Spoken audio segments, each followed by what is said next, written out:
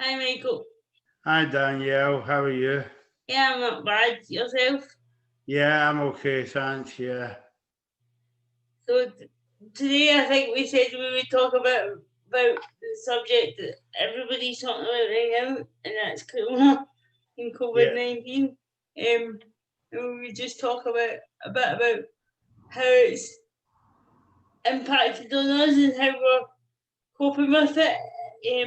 6 months on, how what things have happened for us along the way, I guess.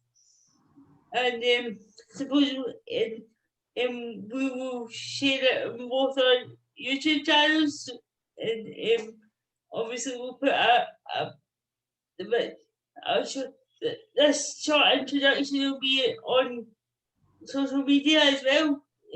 So if people want to watch the whole vlog, they can go to our YouTube channels. yeah, And they can find your YouTube channel by just searching your name. Is that right? yeah. Just putting Mike McEwan. Yeah. So, so I think we were both just saying, we've kind of lost count of how long it's been, but we're going on about 6 months. So yes, how has the 6 months been for you? It seems longer than 6 months, Yeah, it feels like Danielle. 6 years. Yeah, I mean, I think the last time I know I keep saying this to you, and I'll stop saying it after this. But I think the last time I saw you was basically the last day I was in Glasgow for the Celtic Support Scotland conference, and that was back in March. Yeah, that was the week before we went into lockdown. I think. Yeah, but I mean, my time's been my time's been busy with one event after another event and stuff, and it's getting to quieten down a wee bit. But I don't really like that when I'm quiet. I prefer like to be busy because Yeah, I think especially now in these challenging times. yeah. What about you? How are you? Handling it, Daniel? Um, if you'd asked me in March, would I be able to cope with having to shield for 12 weeks, I would have said no. It seems such a long time. But now, after 6 months or so, it's actually bothering me. The fact that not going out as much is not Mm, bothering me because I, I used to be known for never being in, whether it was out mm, through my work or out socially. mm. People would comment that I was never in. The other week I went to the post office and a receipt happened to fall out my bag from the time I'd been out previous to that. And I realised that it'd been 3 weeks since I'd been out, and that was sort of shocking because I hadn't even realised it'd been 3 weeks since I'd been outside. But yeah, it's sort of strange. And like the what we should say is me and you cerebral palsy. That was Yeah, and like one of the shielding risks that the yeah. government sent out. But I never. I can't remember what you said, Daniel, but I never got a letter from the government. I did get a letter, but it was ironically like, excuse me, it was ironically like 7 weeks into it or something. And I'm like, well, what do you think I've been doing for 7 weeks? Yeah. And then I was contacted by the doctor about 9 weeks into it to say, do you know you should be shielding? And I'm like, well, yes. You Mm. think I said you're a bit late in telling me? Well, 9 weeks into this.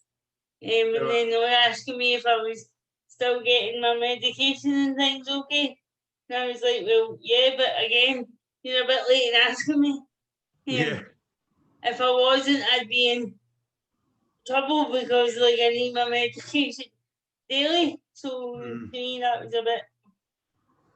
going to be leaving at 9 weeks, but and again I understand it's unprecedented times and nobody was prepared for it. But yeah, there's certain things that I found strange, and that was one of them, to be fair, to be contacted 9 weeks into it. Because for me, obviously I got the letter from the doctor saying or from the government, and the phone call from the doctor to say I was high risk. But at the same time, when you look into CP and COVID further, actually the specific guidelines for that actually say that having CP on its own doesn't necessarily make you of high risk. So that was kind of a blanket approach by the government, which was not necessarily right. Because like as you said, you didn't get a letter. No. But you've got CP, but yeah. You might have assumed that you should have been shielding because you've got CP, but you didn't get a letter, so it just proves. I mean, technically I was shielding in a way, even though I never got a letter, because as you know, I do the same kind of work as you, Danielle, but all my meetings, in fact, my meetings are still on Zoom. So the only time I was going out during the week was to meet my pals or to go to meetings or events. And all my events has been online as well. So you could say that I was shielding in a kind of way. Does that kind of make sense? Yeah. What about you live with your partner? So how was that for you both? Yeah, well, it was a wee bit strange at the beginning because the work that my partner does, that she couldn't work from home because like she worked for a kind of engineering company, and like they were supplying parts to like the hospital, it's in the SECC, and like she was supplying parts to the life support machines as well for people with coronavirus. So she didn't technically work at home because it's not a kind of job that you would do from home. Because it's got like a warehouse connected to her work. So, but at the beginning, I was a wee bit iffy about it, but we managed to get around that and all that. And she still goes to work now. Like she's not had a day off, or she's not been furloughed or that. So yeah, we're just carrying on, you know. Did you find it challenging at times having to spend so much time together without being able to just really go outside or do what you wanted to do?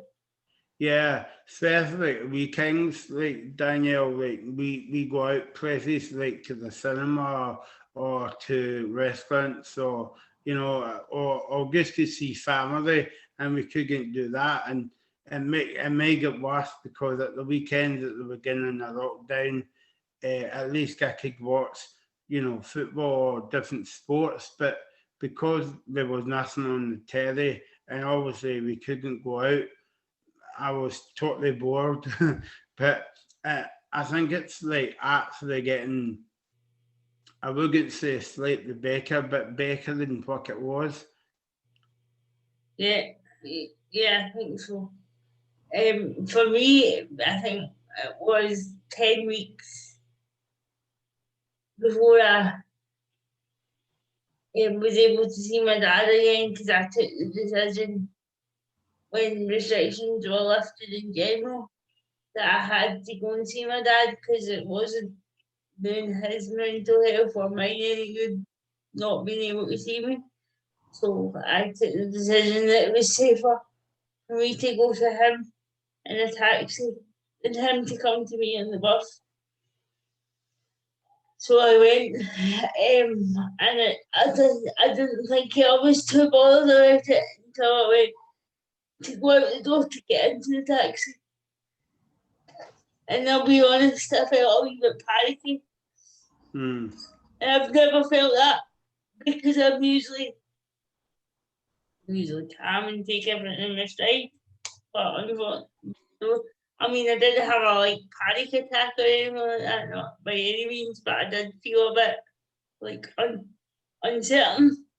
Um, I knew myself it was a bit silly because I was going to my dad's and I know that my dad's been following the rules and being safe, and I was only going to sit in his garden. But I just, up until that point, I hadn't been outside apart from to sit outside my front door for 10 minutes to get fresh air. So I think, I think that was the sort of wake up call for me in terms of how much it's actually impacted. So do you feel as though that when you went out in the taxi, your kind of confidence kind of went a wee bit? Yeah, Yeah, because normally I would travel like no problem, especially in the taxi because all the drivers know me and stuff. But I just felt, and obviously because I hadn't been out, I hadn't done all the mask wearing thing up until that point. And I know that some people automatically think that because you've got a disability, you'd be exempt from wearing masks. But I've never once thought, oh, I've got CP. That means I don't need to wear a mask. I always still wear it. I don't know whether I'd be exempt or not, but they're not the most comfortable things in the world. But at the end of the day, you need to take all precautions you can right now. So but now it's, as I've slowly went out a little bit more, I've got used to the mask wearing necessity at the moment. What about yourself? Yeah, well, it's funny, like, because I know this is not a laughing matter and whatever, but I mean, it's one of these ones, Danielle, where you go out the house and you say to yourself, well, what will I put on first, my jacket or my mask? Yeah, you're like keys, wallet, Yeah. purse, whatever. Why mask? Yeah, but no, I mean, I was okay with it. Like, because I remember the first weekend it came in, and we went to the shops, and I mean, there was a few people not wearing masks in the shops as well, but I was okay with it. I mean, the mask that I got on was a bit kind of, you couldn't breathe or, very well, or you could like speak with it on very well because you felt as though like you were muffled in a kind of way. But like the more and more time went on, I've kind of get used to it. But don't get me wrong, Danielle, there's times where we went out to the shops, like say, I think we went out to the shops a few months ago, just to the local shops, and we were halfway to the shops, and me and my partner forgot about our masks, so we had to come back to the house to pick it up. So it's wee things like that, but I think like people starting to remember all masks everywhere you go. But it's funny when you go out the house and sometimes and you forget about like face masks and stuff like that. So are you coping with it very well, Danielle, when you're What with the mask and stuff? Yeah. I've got I bought myself the kind of stood ones that you can put on like a scarf, that you could pull up where your mouth is opposed to putting them over your ears. Mm-hmm. So you can pull them up over your mouth and nose, and I wore them, 2 of them probably, but those are the ones that are more practical for me. And I've bought ones that have got skulls and different colours on them because I just think, well, if I've got to wear them, they might as well be part of my outfit. That's just my outlook on things. Because I'm all about the colour. But yeah, you just kind of have to go with it. And it's funny, Mm. I've said a few times in the last couple of weeks to just people in general, do you think there'll ever come a time again where we don't have to wear masks when we go out? And it's kind of hard to imagine right now. Yeah. And before we were recording this today, you and I had spoke about the fact that I'd been out for my dad's birthday a couple of days ago, and that's the first time I'd been in a restaurant since it was brought into force that you need to wear it like when you're moving about a restaurant or until you're seated at your table. And I've got to be honest, I found all that a bit strange. Definitely going out socially and going into restaurants is a total different experience now. Yeah, because I don't know if you've, well, obviously you've noticed, but when you go into restaurants or even pubs, you know, like for pub meals and all that, there's no music on and Yeah. there's a TV on, but it's very kind of faint in the background. Or it's muted. Yeah. Yeah. How are you getting on with your mask? Obviously, you wear glasses as well, because I've heard a lot of people saying, especially like Keith and people that we know that wear glasses, that they that your glasses kind of like steam up in a way. Yeah, they do it. I mean, I suppose I get around it by the fact that I don't always wear my glasses when I'm out. However, I should, because the more I wear them, the more I get used to them. But when I'm going out, I don't tend to always wear them, so I guess that's how I get around it. But I did have them on the other day when I had the mask on, and because my mask or the snood type scarf thing is the one that goes over my head. I obviously had to take my glasses off before I could take that off because it comes over my head. And, and I'd be like nearly pulling it off, and I'd be like, oh, glasses. Or else my glasses would just shot across the room. You know, and so it was just remembering the, the mask that I wear go over my head, mostly for me, rather than whether I'm able to see them with the glasses and the mask together. But yeah. I was just going to ask you something, Danielle. I spoke about this a few weeks ago, and I think you done something similar. I can't remember, but you were saying at the top there that you were saying about you don't know if you don't know if I was exempt from the whole shielding because I never got there from the government. Yeah. But the more times I went out to the shops and the more people was wearing face masks, but people weren't wearing face masks, and then different organisations has brought out kind of like lanyards like you wear around your neck to say that you're exempt. I wondered how you felt about that. I get it, and I get why people got them out so that people don't judge people for not wearing masks. Mm. So I get it to a point. Yeah. But I also think it's labeling people as well.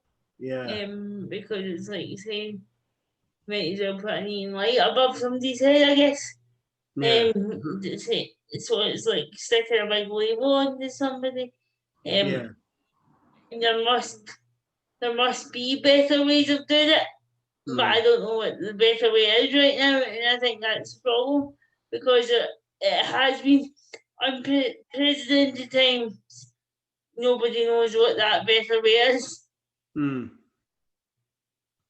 No, I mean, the reason why I was asking you that question is I totally agree with you, Danielle. I know why they're doing it, but as you say, it's like putting people on labels and boxes again. And, you know, like, why should I be any different to the next person? Why should you be any different to your, say, worker, you know, whoever kind of thing?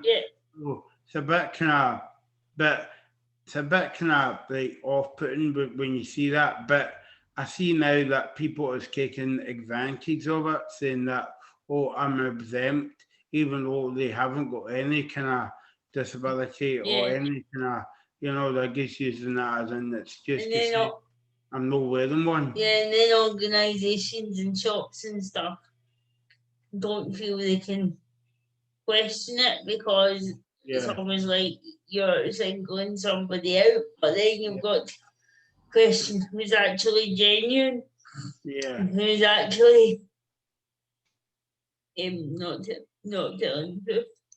yeah, yeah. Now I get wanted to see what you felt about that, but the more and more people speak about this, the more people well, put it this way, more people's come up with, labels and instead of people saying, "Oh, that's a brilliant idea," or "That's a good Yeah, idea," you know. But I don't think it's very right for them to do that.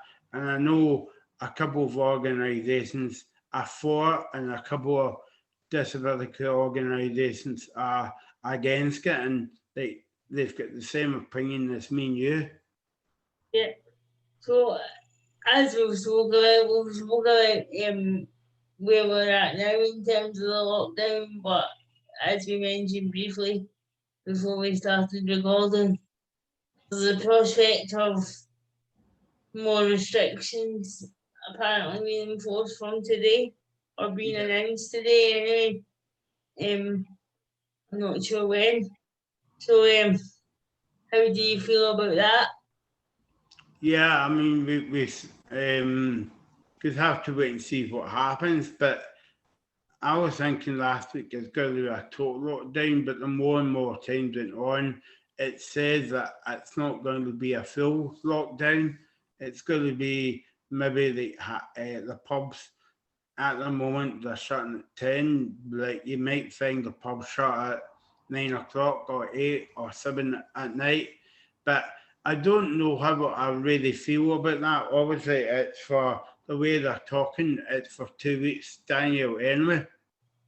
Yeah, But I've got mixed emotions about the whole the kind of semi lockdown in the way. I know why they're doing it, but like, do we need to do it every time that there's a spike?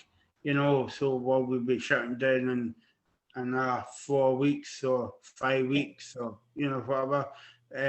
But I don't know. I don't know how I feel about it really. What about you, Daniel? If you just I mean I don't know. I mean, I'm like you. I guess I know why they're doing it, and obviously they need to protect lives and all this, health immunity. I mean, I don't agree with that because some people that just won't survive it if they catch it. Herd immunity is basically just tell you go about your life and get on with it, and cross your fingers if you catch it that you recover from it. And hmm, they can't do that. I don't think. So it's, in my opinion, it's going to have to wait till there's some sort of action or whatever. I don't know. Or the statistics show that more people are getting it but not dying from it. I yeah, think that's what we need. And then the government can say, "Oh, well, more people are recovering from it." But I hmm, think what if they are going to if they were going to put it into full lockdown, I would rather they do it now hmm, than at Christmas because the prospect of not being able to see my dad and family at Christmas, I'm not sure I'd deal with that very well. I mean, I didn't see him at Easter because we went into lockdown, but Easter's Easter, you can manage with that, but somehow Christmas is different. And the idea of being in lockdown at Christmas, and I'm sure people all over the world in their millions would agree, hmm, it's very unlikely people are going to stick by those rules at Christmas. hmm, So if they were going to put us into lockdown, I'd rather they do it now. hmm. I think that's why they're doing it though now, Daniel, Yeah, because Yeah, If they do it over Christmas, I think you might find a lot of people won't stick to the rules yeah. because it's family time and stuff. So I think that's why they're doing it now. But who knows? We just have to wait and see. It's just weird how this year's gone so quickly and we've not really been anywhere, and it's like nearly mid-October already.